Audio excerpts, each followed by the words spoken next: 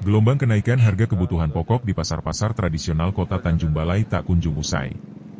Situasi ini membuat para ibu rumah tangga harus memutar otak lebih keras untuk memenuhi kebutuhan dapur sehari-hari. Kenaikan harga terjadi di hampir semua komoditas, mulai dari bumbu dapur, sayuran, hingga komoditas utama seperti beras yang kini harganya melambung tinggi. Dari pantauan di Pasar Suprapto dan Pasar TPO, dua pusat perbelanjaan tradisional terbesar di Tanjung Balai, terlihat jelas bahwa kenaikan harga sudah menjadi pemandangan sehari-hari. Harga cabai merah, misalnya, kini mencapai Rp35.000 per kilogram, melonjak tajam dari harga sebelumnya yang berkisar di angka Rp20.000. Sementara itu, bawang merah yang sempat stabil di angka Rp40.000, kini meroket hingga Rp60.000 per kilogram. Pusinglah kita ini, mau masak sambal saja harus diirit-irit cabainya.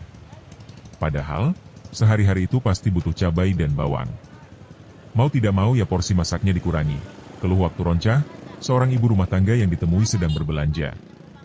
Kenaikan ini juga merambah komoditas sayuran lain.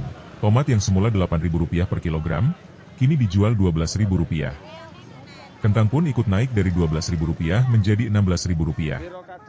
Kenaikan harga ini bukan hanya membebani pembeli, tetapi juga membuat pedagang serba salah. Mereka khawatir barang dagangannya tidak laku karena harganya yang mahal. Namun di sisi lain, harga dari pemasok sudah tinggi. Kami ini cuma ambil untung sedikit saja, karena dari sana harganya memang sudah naik.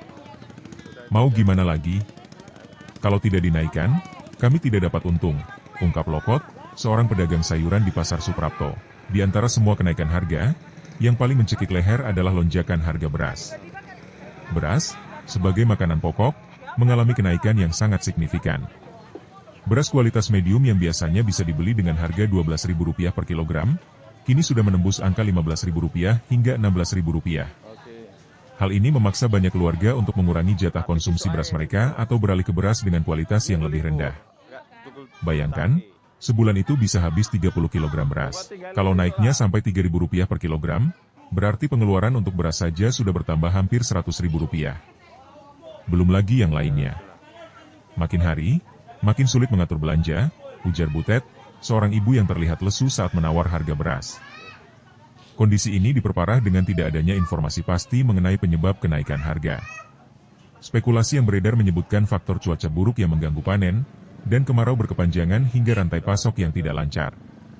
Warga Tanjung Balai kini hanya bisa berharap pemerintah daerah segera mengambil langkah konkret untuk menstabilkan harga, misalnya melalui operasi pasar atau subsidi, agar daya beli masyarakat tidak terus menurun.